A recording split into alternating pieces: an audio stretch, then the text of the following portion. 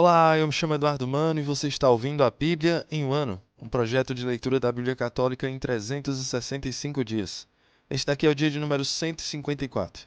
Para você que está chegando agora, no meu site eduardomano.com.br/podcast, existe um arquivo em PDF com um plano de leitura diário feito pela Ascensions, que é um site americano que produz conteúdo de formação católica. Estarei me utilizando da Bíblia Ave Maria, que acredito será de mais fácil acesso para você, e os comentários que farei são do Padre Mike Schmitz, além das notas das Bíblias de Estudo Católicas. Hoje iremos ler o Evangelho de São Marcos, capítulos 1 e 2, além do Salmo 10 da Bíblia Ave Maria. Vamos ao dia de hoje. Evangelho de São Marcos, capítulos 1 e 2. Princípio da Boa Nova de Jesus Cristo, Filho de Deus. Conforme está escrito no profeta Isaías: Eis que envio o meu anjo diante de ti. Ele preparará o teu caminho. Uma voz clama no deserto: Traçai o caminho do Senhor, aplanai as suas veredas. João Batista apareceu no deserto e pregava um batismo de conversão para a remissão dos pecados. E saíam para ir ter com ele toda a Judéia, toda Jerusalém, e eram batizados por ele no Rio Jordão, confessando os seus pecados. João andava vestido de pelo de camelo e trazia um cinto de couro em volta dos rins, e alimentava-se de gafanhotos e mel silvestre. Ele pôs-se a proclamar: Depois de mim vem outro mais poderoso do que eu, ante o qual não sou digno de me prostrar, para desatar-lhe a correia do calçado. Eu vos batizei com água, ele, porém, vos batizará no Espírito Santo. Ora, naqueles dias veio Jesus de Nazaré, da Galileia, e foi batizado por João, no Jordão. No momento em que Jesus saía da água, João viu os céus abertos e descer o Espírito em forma de pomba sobre ele. E ouviu-se dos céus uma voz: Tu és o meu filho muito amado, em ti ponho minha afeição. E logo o Espírito o impeliu para o deserto. Aí esteve 40 dias. Foi tentado pelo demônio e esteve em companhia dos animais selvagens. E os anjos o serviam.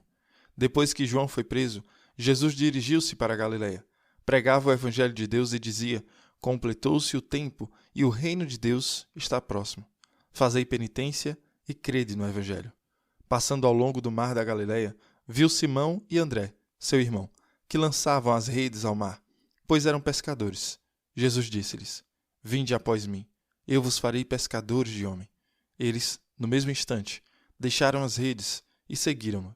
Uns poucos passos mais adiante, viu Tiago, filho de Zebedeu, e João, seu irmão, que estavam numa barca consertando as redes, e chamou-os logo. Eles deixaram na barca seu pai Zebedeu com os empregados e o seguiram. Dirigiram-se para Cafarnaum, e já no dia de sábado, Jesus entrou na sinagoga e pôs-se a ensinar. Maravilhavam-se da sua doutrina, porque os ensinava como quem tem autoridade, e não como os escribas. Ora, na sinagoga deles achava-se um homem possesso de um espírito imundo, que gritou: Que tens tu conosco, Jesus de Nazaré? Vieste perder-nos? Sei quem és, o Santo de Deus. Mas Jesus intimou, dizendo: Cala-te, sai deste homem. O espírito imundo agitou violentamente e, dando um grande grito, saiu. Ficaram todos tão admirados que perguntavam uns aos outros: Que é isto? Eis um ensinamento novo e feito com autoridade. Além disso, ele manda até nos espíritos imundos e lhe obedecem. A sua fama divulgou-se logo por todos os arredores da Galileia. Assim que saíram da sinagoga, dirigiram-se com Tiago e João à casa de Simão e André. A sogra de Simão estava de cama, com febre, e, sem tardar, falaram-lhe a respeito dela. Aproximando-se ele, tomou-a pela mão e levantou-a. Imediatamente a febre a deixou e ela pôs-se a servi-los. À tarde, depois do pôr do sol, levaram-lhe todos os enfermos e possessos do demônio. Toda a cidade estava reunida diante da porta. Ele curou muitos que estavam oprimidos de diversas doenças e expulsou muitos demônios. Não lhes permitia falar, porque o conheciam. De manhã, tendo se levantado muito antes do amanhecer, ele saiu e foi para um lugar deserto, e ali se pôs em oração. Simão e os seus companheiros saíram e procurá-lo. Encontraram-no e disseram-lhe: Todos te procuram. E ele respondeu-lhes: Vamos às aldeias vizinhas, para que eu pregue também lá, pois para isso é que vim. Ele retirou-se dali, pregando em todas as sinagogas por toda a Galileia e expulsando os demônios. Aproximou-se dele um leproso, suplicando-lhe de joelhos: Se queres, podes limpar-me. Jesus compadeceu-se dele, estendeu a mão, tocou-o e lhe disse: Eu quero, ser curado. Imediatamente desapareceu dele a lepra e foi purificado.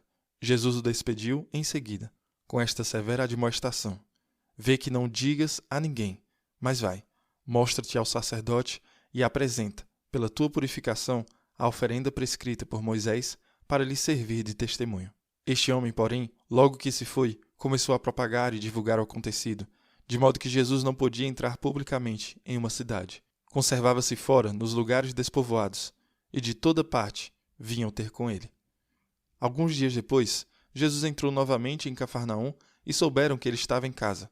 Reuniu-se uma tal multidão que não podiam encontrar lugar, nem mesmo junto à porta, e ele os instruía. Trouxeram-lhe o paralítico, carregado por 4 homens. Como não pudessem apresentar-lhe por causa da multidão, descobriram um teto por cima do lugar onde Jesus se achava e, por uma abertura, desceram o leito em que jazia o paralítico. Jesus, vendo-lhes a fé, disse ao paralítico: Filho, perdoados te são os pecados. Ora, estavam ali sentados alguns escribas que diziam uns aos outros: Como pode este homem falar assim? Ele blasfema. Quem pode perdoar pecados senão Deus? Mas Jesus, penetrando logo com seu espírito nos seus íntimos pensamentos, disse-lhes: Por que pensais isto nos vossos corações? Que é mais fácil dizer ao paralítico: Os pecados te são perdoados? Ou dizer: Levanta-te, toma o teu leito e anda? Ora, para que conheçais o poder concedido ao Filho do Homem sobre a terra, disse ao paralítico: Eu te ordeno, levanta-te, toma o teu leito e vai para casa. No mesmo instante, ele se levantou e, tomando o leito, foi-se embora à vista de todos. A multidão inteira encheu-se de profunda admiração e puseram-se a louvar a Deus, dizendo: Nunca vimos coisa semelhante. Jesus saiu de novo para perto do mar e toda a multidão foi ter com ele. E ele os ensinava. Quando ia passando, viu Levi, filho de Alfeu, sentado no posto da arrecadação, e disse-lhe: Segue-me. E Levi, levantando-se, seguiu. Em seguida, pôs-se à mesa na sua casa, e muitos cobradores de impostos e pecadores tomaram lugar com ele e seus discípulos. Com efeito, eram numerosos os que o seguiam. Os escribas, do partido dos fariseus, vendo-o comer com as pessoas de má vida e publicanos, diziam aos seus discípulos: Ele come com os publicanos e com gente de má vida? Ouvindo-os, Jesus replicou: Os sãos não precisam de médico, mas os enfermos. Não vim chamar os justos, mas os pecadores. Ora, os discípulos de João e os fariseus jejuavam. Por isso, foram-lhe perguntar: Por que jejuam os discípulos de João e os dos fariseus, mas os teus discípulos não jejuam? Jesus respondeu-lhes: Podem, porventura, jejuar os convidados das núpcias, enquanto está com eles o esposo? Enquanto tem consigo o esposo, não lhes é possível jejuar. Dias virão, porém, em que o esposo lhes será tirado, e então jejuarão. Ninguém prega retalho de pano novo em roupa velha. Do contrário, o remendo arranca novo pedaço da veste usada e torna-se pior o rasgão. E ninguém põe vinho novo em odres velhos. Se o fizer, o vinho os arrebentará e se perderá juntamente com os odres. Mas para vinho novo, odres novos. Num dia de sábado, o Senhor caminhava pelos campos e seus discípulos, andando, começaram a colher espigas. Os fariseus observaram-lhe: Vede, por que fazem eles no sábado o que não é permitido? Jesus respondeu-lhes: Nunca lestes o que fez Davi, quando se achou em necessidade e teve fome, ele e os seus companheiros? Ele entrou na casa de Deus, sendo Abiatar príncipe dos sacerdotes, e comeu os pães da proposição, dos quais só aos sacerdotes era permitido comer, e os deu aos seus companheiros. E dizia-lhes: O sábado foi feito para o homem, e não o homem para o sábado. E para dizer tudo, o Filho do Homem é Senhor também do sábado.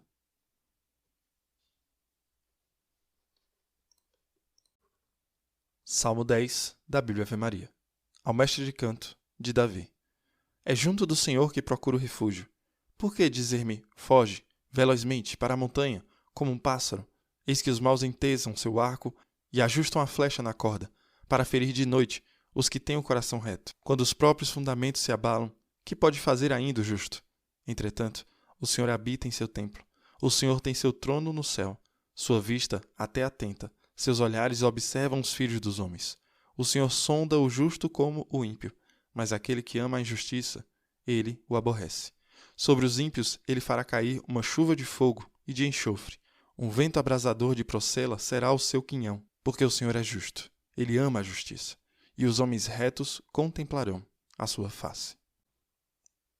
Muito bem, o Evangelho de Marcos é o evangelho mais curto, Marcos, Mateus e Lucas são conhecidos como os evangelhos sinóticos. O evangelho de João é completamente único quando comparado aos outros três. Estudiosos apontam que o evangelho de Marcos é provavelmente a base ou o fundamento para os evangelhos de Mateus e Lucas. Mateus e Lucas devem ter usado Marcos como um de seus modelos para contar sua história sobre a vida de Jesus. Assim, o evangelho de Marcos é considerado o primeiro dentre os sinóticos. Quando se trata de contrastar o evangelho de Marcos com o evangelho de João, é que João teve muita exposição. O evangelho de Marcos é toda ação. Há muito pouco diálogo quando comparado com João. A palavra favorita de Marcos é imediatamente, e é uma de suas marcas registradas. Marcos está nos trazendo para a realidade, presença e imediatismo de quem Jesus é e o que Jesus está fazendo. Mantenha seus olhos e ouvidos abertos para essa rapidez. Marcos também vai e volta entre o passado e o presente regularmente. Um exemplo é o leproso, que foi purificado. A técnica de Marcos é nos mostrar que este é um evangelho que está acontecendo agora. Marcos está nos lembrando do fato de que enquanto Jesus viveu no passado e fez tudo isso no passado, Jesus vive agora e para sempre, e ele atua no presente também. As traduções modernas não tendem a alternar entre o passado e o presente, então esteja ciente disso. Então, quem é Marcos? O consenso geral é que o evangelho de Marcos é o evangelho de São Pedro, o apóstolo. Por quê? Porque Marcos viajou com Pedro. Enquanto Pedro estava pregando com todo o Oriente Médio e Roma, Marcos está ouvindo as boas novas de acordo com Pedro. Ele está ouvindo a história de Pedro. Então, normalmente, acreditamos que o evangelho de Marcos é a experiência de Pedro no evangelho. Marcos está repetindo o que ele ouviu Pedro pregando de novo e de novo e de novo. O nome judeu de Marcos era João. Foi também companheiro de viagem de São Paulo. Em algum momento, algum drama aconteceu entre Marcos e Paulo. Marcos queria voltar para casa de sua viagem missionária e houve um desentendimento entre Paulo e Barnabé por causa disso. Isso foi um pouco decepcionante para Paulo e quando eles saíram novamente, Marcos queria ir com eles. Barnabé ficou do lado de Marcos porque eles podem ter sido parentes. Então Paulo e Barnabé tiveram um pouco de uma briga ali. Paulo estava talvez um pouco irritado por Mateus ter desistido deles mais cedo. A realidade é que quando você está em uma missão, nem todos ao seu redor são perfeitos. Isso é realmente importante para a gente. Quando chegarmos a Atos dos Apóstolos, daqui a uns dias, ouviremos essa história e ouviremos sobre a realidade de todo o contexto dali. Quando estamos seguindo a Cristo, podemos estar cercados por pessoas de boa vontade, mas são difíceis de amar. Talvez eu seja difícil de amar, talvez você seja difícil de amar. E às vezes podemos ter conflito. Então Paulo, Barnabé e Marcos tiveram esse conflito. Mas a boa nova foi que Paulo, Barnabé e Marcos também tiveram reconciliação.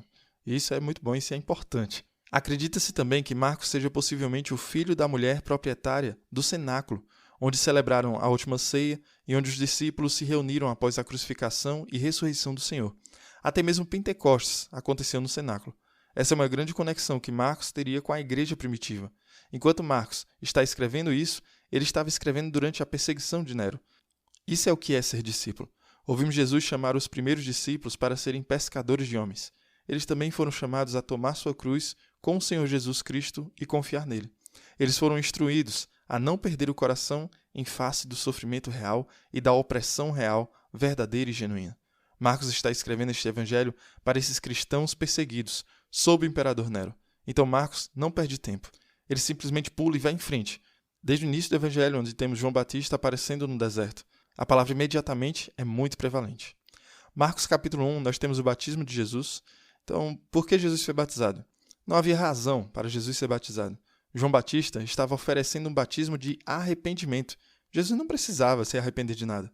Uma das coisas que reconhecemos é que onde Jesus lidera o caminho, todos somos chamados a seguir. As águas não fizeram Jesus santo, mas Jesus santificou as águas.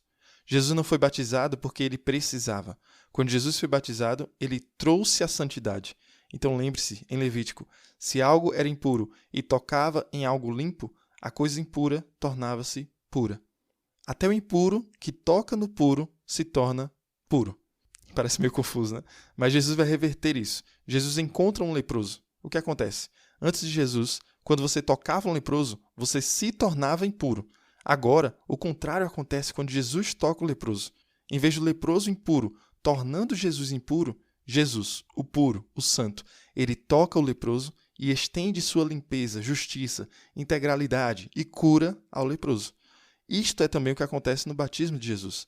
Jesus não está sendo purificado pela água, mas Jesus está santificando a água pela sua presença. Quando se trata do batismo de Jesus, Jesus saiu da água e imediatamente ele ouviu os céus se abrirem e o Espírito descer sobre ele como uma pomba. A palavra usada abriu é, na verdade, rasgado.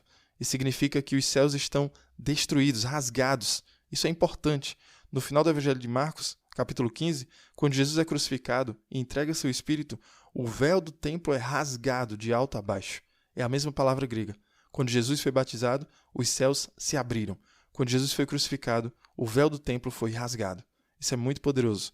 Aqui está o início e o fim do ministério de Cristo na terra. Não apenas isso. Uma voz veio do céu dizendo: Tu és o meu filho muito amado, em ti ponho minha afeição. Este é um ótimo versículo para meditar. Aqui está a voz do Pai, que fala sobre seu Filho amado.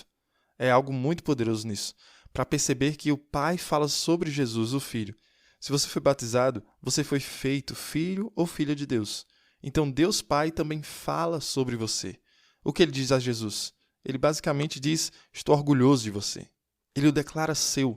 Isto é o que Deus Pai faz em todas as coisas. Deus Pai declara sobre nós as palavras que ele declara sobre Jesus. Você é meu, estou orgulhoso de você. Vale a pena refletir e orar sobre isso. Vale a pena permitir que Deus Pai diga isso para você. É sempre importante lembrar que Deus nos ama. Outra coisa é lembrar que Deus está orgulhoso de nós. Isso é muito poderoso. E falando em poder, o que acontece a seguir? O Espírito levou Jesus ao deserto, onde foi tentado por Satanás. Jesus esteve no deserto por 40 dias, tentado por Satanás e cercado por feras. No batismo de Jesus, o Espírito Santo desce sobre ele como uma pomba. Imediatamente após Jesus ser ungido pelo batismo, ele é o Messias, que significa ungido. Eles estavam esperando o novo ungido, o novo Davi. Davi é o protótipo para o verdadeiro ungido, o eterno ungido, o grande Messias, Jesus Cristo. Mas qual é o papel do ungido? Lembre-se de que Davi é ungido para lutar por seu povo como rei. E é exatamente o que Jesus faz. Jesus é ungido pelo Espírito Santo, que desce sobre ele. Jesus é reivindicado por Deus, o Pai, que diz que está orgulhoso dele. E imediatamente o Espírito Santo leva Jesus para o deserto para batalhar contra Satanás. Então Jesus reúne os primeiros discípulos e continua na batalha. Ele faz exorcismos. Para ter uma cosmovisão bíblica, vemos coisas que a Bíblia nos diz, que é a realidade. Este mundo está sob escravidão de Satanás. Jesus não veio apenas para ensinar, curar, pregar, salvar, livrar, lutar contra o mal. Isso é exatamente o que Jesus faz imediatamente. Jesus é ungido, Jesus é rei, Jesus é o Messias. O que Jesus faz? Imediatamente Jesus luta contra o que luta contra nós. Sim, a cura de doenças físicas, doença mental, a lutar contra a opressão demoníaca. É absolutamente importante para todos nós percebermos isso. A cosmovisão bíblica é que o mundo está sob o controle do diabo, mas Jesus Cristo veio para nos libertar. Assim podemos pertencer ao reino das trevas, em cativeiro, ou podemos ser transferidos para o reino da luz, que pertence a Jesus. Então, em Marcos capítulo 2, diz que Jesus cura o paralítico. São aqueles 4 amigos que têm um amigo paralisado. Eles os abaixam pelo telhado da casa. E o que Jesus faz? Ele diz: seus pecados estão perdoados. Jesus vê a fé dos 4 amigos. Você sabe o que isso significa? A fé de alguém é suficiente para Jesus curar a pessoa que precisa de cura.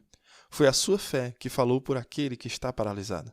Na Igreja Católica, batizamos crianças que não são capazes de expressar a fé por conta própria, mas por causa do que acontece em Marcos capítulo 2. Foi a fé dos amigos que falou em nome do paralítico. Assim, no batismo, temos a fé dos pais e a fé dos padrinhos, que fala em nome do batizado. Então essa é uma das razões pelas quais acreditamos ser vital e essencial ser batizado o mais rápido possível. Mesmo que esta criança não tenha fé por conta própria, é a fé dos pais e padrinhos que consegue falar por eles, assim como a fé dos amigos falou pelo paralítico. Quando Jesus diz: Filho, seus pecados estão perdoados. Alguns dos escribas judeus dizem que isso é blasfêmia. Quem senão Deus pode perdoar pecados? Este é um dos primeiros lugares que Jesus afirma ser Deus. Jesus está dizendo: só posso fazer o que Deus pode fazer. E para provar que posso fazer o que só Deus pode fazer, levanta-te, pega a tua cama e anda. Jesus lhe dá a cura completa. Isso demonstra que Jesus é quem diz que é. Jesus está afirmando ser Deus. E então Jesus prova que ele realmente é Deus. Isso é muito bonito, muito maravilhoso, muito preenchedor para nós. Temos mais 7 dias disso. Então aproveite o caminho e que cada palavra vinda do Evangelho de Marcos seja um sinal da nossa conversão. Que Deus abençoe você e reze por mim. Até amanhã.